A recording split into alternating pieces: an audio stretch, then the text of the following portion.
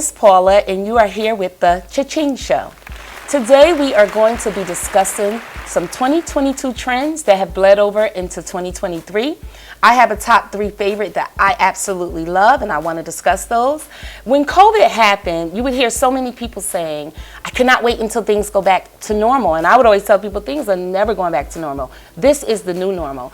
And these 3 trends that I'm going to share with you supports that. But before we get into my top 3 favorite, I want to just discuss with you why it's important to embrace trends and understand trends. One reason is that it allows you to create a pathway for longevity for your company.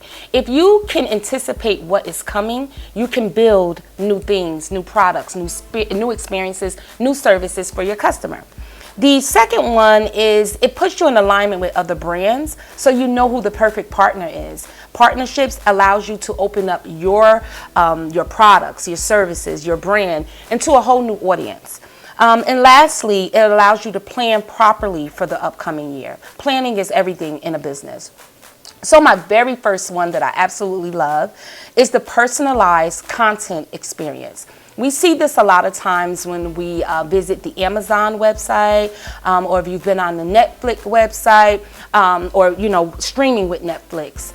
Where you see it is that it usually saves your past purchases and then gives you recommendations based off that, or your browsing history. We also see this on Facebook. Have you ever, let's say, went to Nordstrom and looked at a pair of shoes? You've actually went and read the detail and description, but then you abandoned it and you went on. You will see that ad again. And these are the personalized experiences that they're giving you.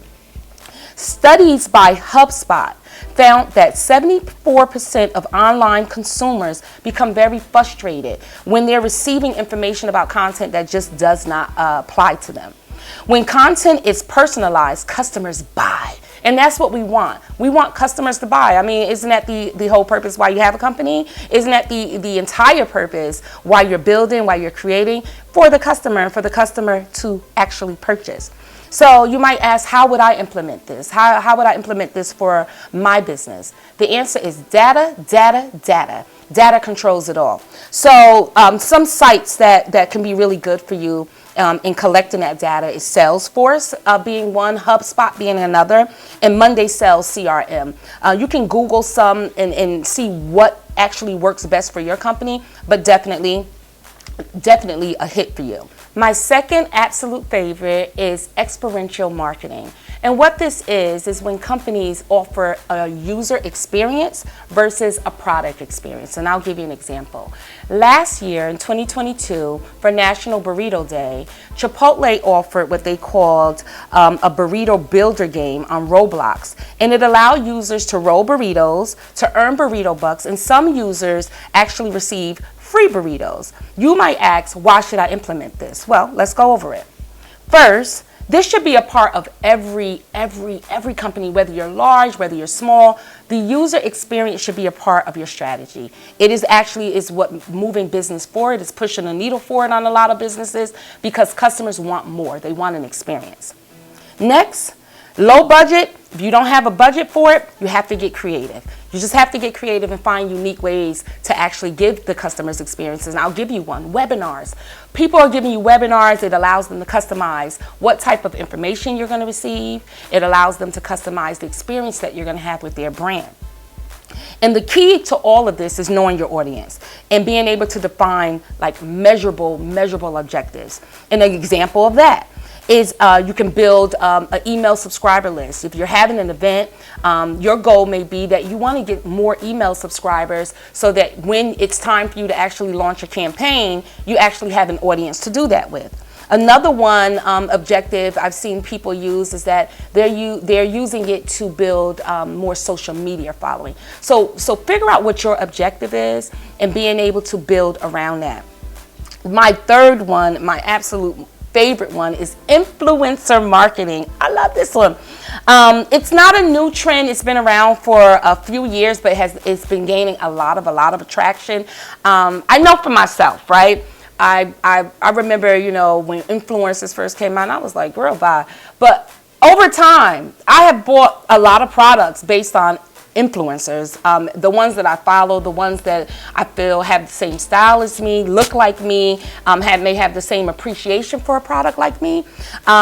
More popular than celebrity endorsements are influencers because people feel that they're getting like that word of mouth experience. Whereas I believe that, like, when we've seen celebrities, we know that they're getting a check. And even though influencers are also, it's just a little different. They have more of an engaging quality. I'll give you an example. Her name is Park, at PARKE.avenue on Instagram.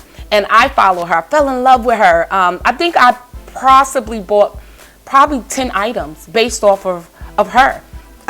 Express black sheath dress. She really engaged me. This woman has so many followers. I never thought for a minute that she was going to respond about this dress, and she did, and walk me through it, help me find it. And the dress looks bad on me, by the way. I'm going to wear it for an upcoming series. You're going to see it. But her being an influencer really affected my buy. It really affected the fact that, hey, I'm going to spend money with this brand because I trusted her. So it's not always even about that influencer having like these high numbers. It's about high engagement. And I'll give you an example of that. Audible, who's a subsidiary of Amazon, worked with a photographer influencer named Jesse Driftwood. He has less than 100,000 followers on Instagram, but he has high engagement. So they went after him because they wanted the engagement. So that's so important. The word of mouth factor, let's see how important it is. Nielsen marketing research firm showed that 83% of consumers trust personal recommendations over advertising. Influencers. So how can you implement this? Look at influencers. Align what you're doing or what you're selling or the product or brand that you're pushing with them. Do they influence? Do they speak about? Do they engage about similar products? If so, reach out. Another way that you can do this is by looking up hashtags that align with your industry, your brand, and what it is that you are doing. And now, you know what we're ready for. We're ready for that hot or not session. Let's go. So, I saw the Dermatology, and this is how it's spelled, DRMTLGY brands. I kept seeing it. They did really good. Let me tell you what they did good with. They did good with pulling me in with the advertising through the marketing. It was right there. I love the chicness of it. It looks very expensive, right?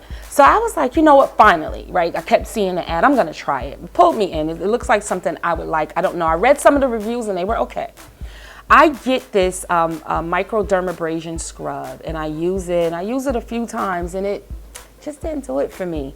I didn't really notice any changes in my skin. And again, I gave it about 2 months. I did not notice any changes with my skin. I went back to my old brand because it actually does work. It actually gives me that, that dewy glow up that I'm looking for. So while this brand did capture me, it did pull me in, it did that job. It did the first part, which was pull me in, but when they got me, it just didn't eat. It didn't eat. So on this one, I'm going to have to give them a not. This is a not for Paula, not for me, baby. But I want to talk about this brand. Another brand I saw scrolling through Instagram, and I saw it a few times, and I liked it. It was called Foot Cloud. Excuse me. And I ordered it. I love the little tin can that it comes in. I think that's so cute. And this little pouch that they give me. So I love the presentation of it. And they actually even give you the Foot Cloud card with the QR code with some directions. But let me tell you about Foot Cloud. I bought the cutest shoes from Schutz, right? These shoes was like so bad. I can't wait to wear them. They're like white with the gold buckles. But when I put my foot in it, the ball of my foot, I was like, the girl can't go too far because it was going to hurt. I could feel it from trying it on, but the shoe is too bad, like not to wear the shoe. So tried it on with the Foot Cloud. I want y'all to know what this feels like. This is, I ordered 2, so one of them I already used. This feels like silicone cushion. I put it on the bottom of my foot. Oh my goodness. I think the only issue that I have with it is that you only get like 2 wears out of it, and then you have to toss them and buy more. But this definitely, if you're looking to wear your bad girl shoe, but you don't want to be in pain and you don't want to feel like a bad girl, you want to do Foot Cloud. This is worth every dollar. Like I said, that shoe is bad, but I wasn't going to be able to wear it. I would not have been able to wear it past my front door, but I can now. So thank you, Foot Cloud. I'm going to have to give Foot Cloud a hot honey. It does it for the girl. I love it. I love it. I love it. I love it. So, we have come to one of my favorite parts of the show, which is the Tequila Me Baby. Yes. So, who's our contender for today? Let's see. Oh, yes, my love. It's the DeLeon. Darling, are you for sure? Play it back and forth inside your head. Yes. I'm going to tell you what made me get this bottle.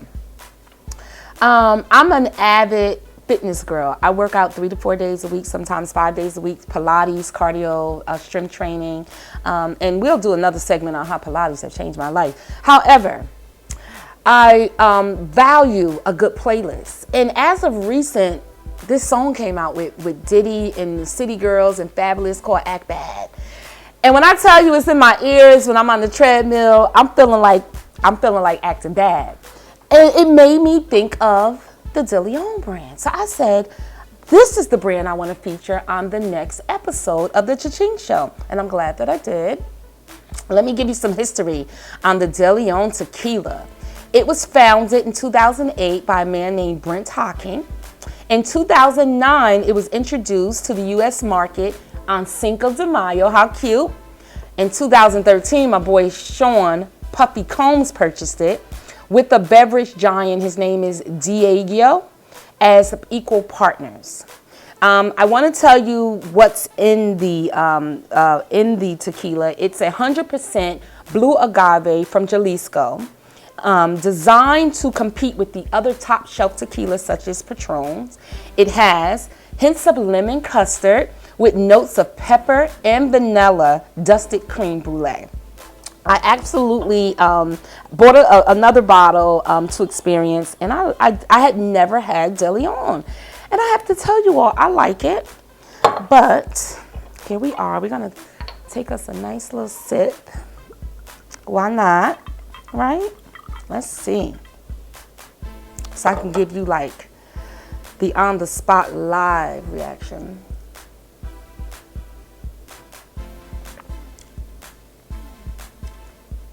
Let me tell you something. Why I liked it. And I mean, I think I was honest with you. It's going to have to be a really low-grade, disgusting tequila for me to just be like, ugh. But I'm going to tell you why I like it. Immediately, I did get the lemon, but it was very quick. Right after that, the punch, the pepper. It has like a spice to it, but not harsh enough that, as you can see, I did not have a chaser. I wasn't feeling like, oh, I need a chaser. It's nice. It's really nice. I really like it, and I do recommend it. But I want to also go into this bottle. I don't know, Puffy, Diddy, I think your new name is Love. I don't know if you were the creator of the design. Can y'all see how sexy this bottle is? Like, seriously, like, let me just, yes. Y'all see how sexy this bottle is? I love this bottle. So if you are entertaining, I know for myself, I just got my deck furniture. I'm looking to have it up in a few days. Sitting out on the deck with your friends. I feel very like, I think DeLeon made me put on the lace today. I feel very sexy with the bottle and the actual flavor of the tequila. So I would suggest that we try this. Love, Diddy. Yeah, maybe we can have a drink together and really discuss it. Discuss some marketing. So I always want to leave you all with a word for my entrepreneurs that I do this show because I myself am an entrepreneur. I know and I understand how difficult it can be, and very competitive. And I always tell people, like when I'm coaching businesses and they say, you know, there's a bunch of people doing what I do and the market is saturated. And I always remind them of how, when you're going down the water aisle, I want you to pay attention to how many different water brands there are, and they're all eating. And if you go down the bread aisle, I want you to pay attention to how many of them are making wheat, how many of them are making potato bread. There's so many brands doing the same thing, but it's about the experience you're going to offer your customer. It's about what you're going to do. And that's the marketing part. That's what sets you apart from the others, the way you're going to market your product, your brand. So today, I gave you some of my favorite marketing trends. You do not need a lot of money to do any one of those things that we discussed today. You just need to be creative. And a lot of times I find that when you're passionate about what it is that you're selling and you believe in it, creativity can come really easily to you because it's something within your heart. So please remember, you don't have to worry about the market being saturated when you're looking at doing the best with the marketing. Have a good one.